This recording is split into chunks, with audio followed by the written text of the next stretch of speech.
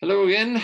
my dear colleagues and friends. This is a second lecture I was asked to present on the secondary progressive multiple sclerosis. What is new in 2021?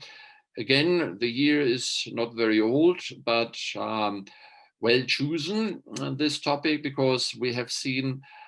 some very interesting recent publication which probably will modify our view on secondary progressive MS, and again, particularly how to treat this chronic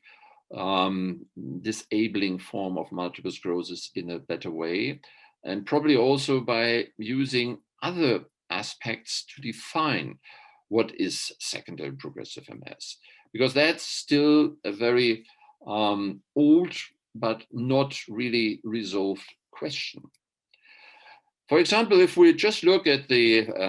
web page of the National Multiple Sclerosis Society of the United States, and this is also shown in many different papers looking at the various clinical forms of multiple sclerosis, we know that the simple distinction in relapsing remitting, secondary progressive or primary progressive multiple sclerosis is dependent on very different aspects, which in the clinical situation, sitting in front of the patient, taking history, and probably even doing proper clinical examination, establishing the EDSS every time the patient comes to a visit, still is not clear-cut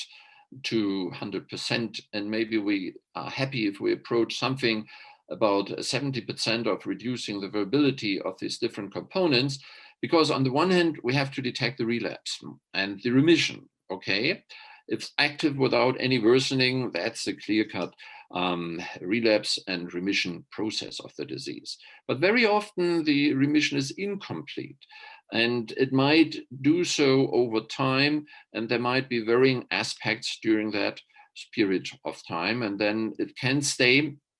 at this level, and then we have the accumulation of disability just by incomplete recovery from a relapse. This is very important to distinguish from the slowly progressing part of the clinical worsening without any relapse in between. That's what clearly we define as the progressive phase of the disease. But it's important to make this clear distinction on the different visits of the patient to the clinic, that nothing in terms of a relapse has interfered in between. And only if that is the case, then we can define a phase where progression without any relapse is clinical part of that given patient's history. And if we look at the ensuing, slowly progressing accumulation of neurological deficit, which very often is the clinical presentation in primary progressive MS, and it's also very often difficult to be detected on time. Thereby, many patients with PPMS are diagnosed much later than patients with relapsing remitting MS. It's very important to dissect these slowly progressing aspect of accumulation of disability from periods where patients seem to be stable and not active, but still with progression. And looking at these difficulty to describe what is really relapse associated, what is relapse independent, and in particular with the accumulating knowledge about the pathophysiology of the disease, part of that which I have just described to you in the previous talk, there was a group of MS experts which have reconvened after 17 years with slightly different composition, but the main author, Fred Lublin, is still leading this group, where they tried to come out with a more clinically and also in terms of treatment decision important aspect of distinction of active disease and progressive disease. Active disease in terms of inflammation, which can either be showing up in relapses, but also important with new lesions on the MRI, which not always tend to be associated with clinical relapses. But the aspect here to define particularly the progressive disease into aspects of active with progression or active without progression, not active with progression or not active without progression, stable disease basically, to also highlight whether these patients are more amenable for treatment or not. Because we know that patients from the recent trials in secondary progressive MS, that patients who are in this progressive phase of the disease, but still have indication for clinical or subclinical activity, benefit to a much greater extent to immune modifying drugs than patients who have really no indication for inflammatory activity. And therefore, this new definition by progressive disease, defining subtypes as it is listed here, are so important to keep in mind if we talk about confirmed progression or worsening. Because we all know that the detection of neurological dysfunction confirmed throughout a defined time interval, for example, 3 or 6 or 12 months, have totally different impact on the underlying process, and thereby also the potential of the patient to respond to treatment, as if we just look at a one-stage single examination. And because neurological dysfunction may still improve, specifically in relapsing disease, as I've shown you in the initial slide, even in the progressive phase is confirmed over 6 or 12 months, we recommend therefore abandoning the term sustained, which in older publication is still associated with secondary progressive MS. So we know, even though we think secondary progressive MS is going into one way, it's definitely not the case. And I will show you with some of the most recent publications, this has an immediate impact on how we view this part of the disease in terms of the amenability for treatment intervention. So first of all, the dimension of disability progression in MS, they comprise physical disability, mainly detected by the EDSS, but also with other clinical measures, the cognitive disability, which is not really clear to what extent it can really be measured and being part on the new definition, and the quality of life impairment, which is associated with patient-reported outcomes, and is therefore also important to be taken into consideration if we look at new definitions. The expanded disability status scale is still the most widely used scale in assessing changes in physical disability in MS, but it has been criticized for long periods of time, and more data which has accumulated in larger population of MS patients, we see where the problems are. For example, an approach to what is so-called an evidence-based definition of MS by looking at a large cohort from the MS base registry starts with the baseline definition that so far there is no consensus definition for SPMS, which goes through all clinical trials or acceptance by all MS experts. Therefore, as the diagnosed form of SPMS is often done in retrospect, and the history of gradual and irreversible disability progression is independent of relapses, although relapses can still occur, here are large differences in terms of definition. In this publication of Lorscheider and colleagues from the MS-based registry in 2016 to establish an objective, timely SPMS definition, reflective of long-term disability outcomes, the accuracy of 576 definitions for SPMS based on various factors were compared to consensus opinion of 3 expert neurologists. And all definitions were evaluated against a 5-year disease outcome post-assignment to the SPMS clinical course. And based on the analysis of 70,356 patients in this registry. The best definition, with still only an accuracy of 87% compared to consensus diagnosis, consisted of disability progression of at least one EDSS step in patients with EDSS 5.5 or lower, or 0.5 increments in patients with an EDSS 6 and more in the absence of a relapse. And the minimum EDSS score of 4 and a perimeter functional score of 2 was considered a mandate in order to dissect this clearly from relapse-associated disability progression, and confirm progression of at least 3 or more months, including confirmation within the leading functional score was their proper definition with 87% accuracy. But still the timing is an issue here. And a little later, the same group also published this variance in disability or EDSS stability confirmation after various periods of time. And here, using a cohort of over 16,000 patients with over 112,000 patient years, with at least EDSS of 3 or and at least 10 years of disease duration, again having different definition for EDSS progression, it was interesting to see that what we considered as 3-month confirmed EDSS progression was only persistent, detectable at 5 years in 70%, and 6 months in 74%, and 12 months in 80%, and even 24 months, 11% of patients who had a confirmed EDSS confirmation still had a change and a reduction in their EDSS. And relevant factors which were associated with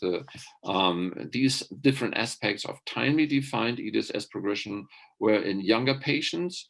and patients who had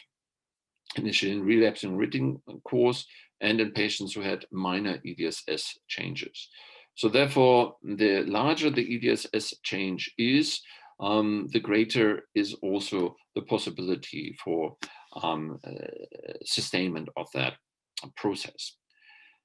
As delaying disability progression is a key goal of MS therapy and has been taken up also by the licensing authority, here, for example, by the EMA, that it is an important aspect to prevent or postpone disability progression, and therefore a relapse-based primary endpoint,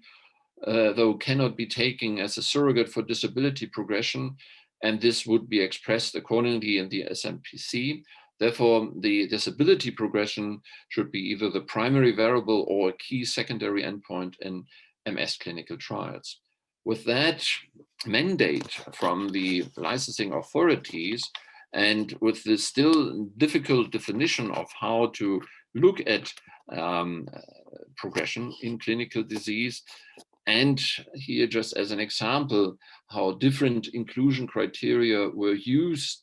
based on the definition of secondary progressive MS in 3 different trials, here the ASCENT natalizumab trial and the positive expand siponimod trial, and the smaller one also positive, the MS-STAT simvastatin trial, had various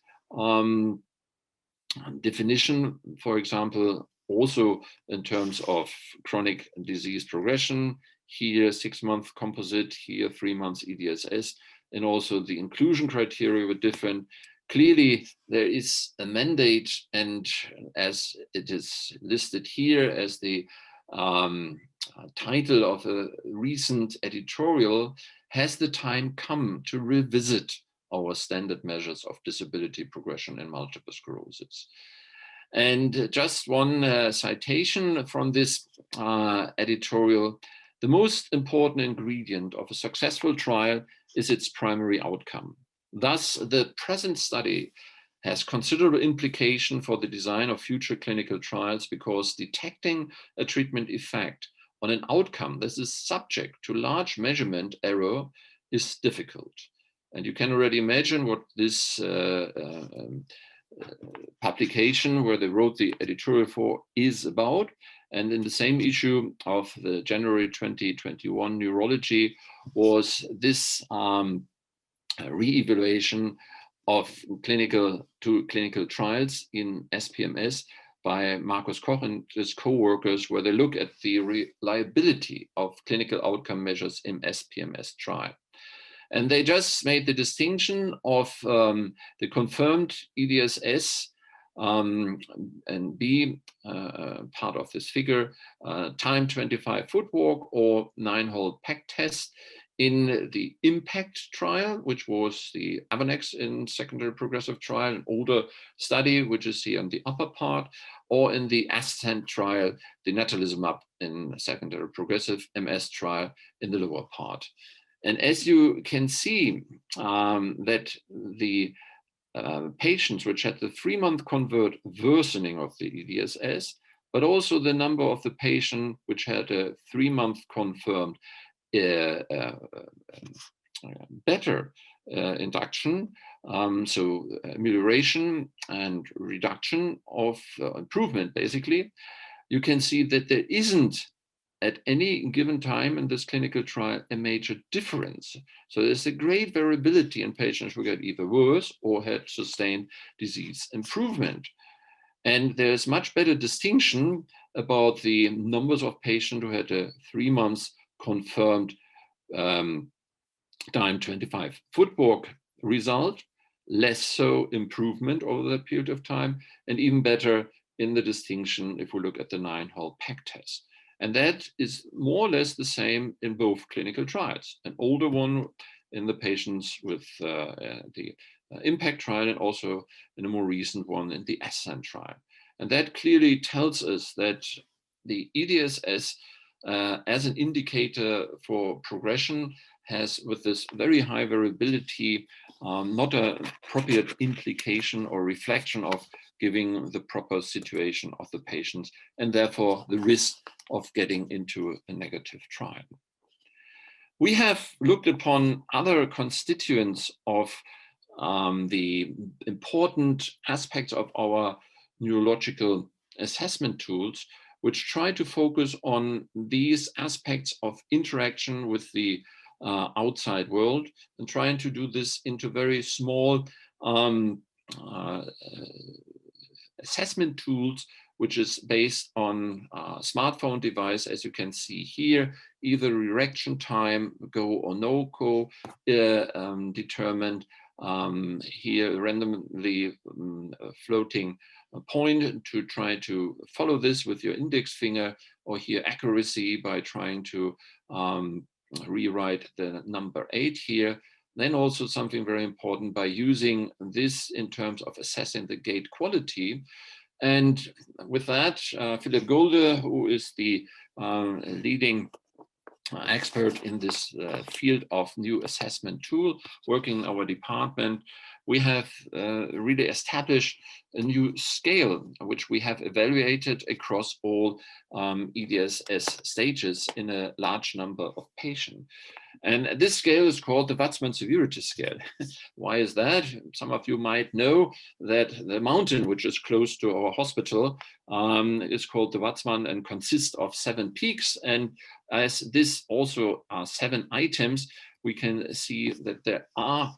individual items. For example, here the EDSS plotted against the tapping frequency, where it's an inverse correlation, or the Watzmann Severity Scale overall into the EDSS. And you can see that particular factors, which were complexity, sum tapping or sway, or the sum of the grip strength,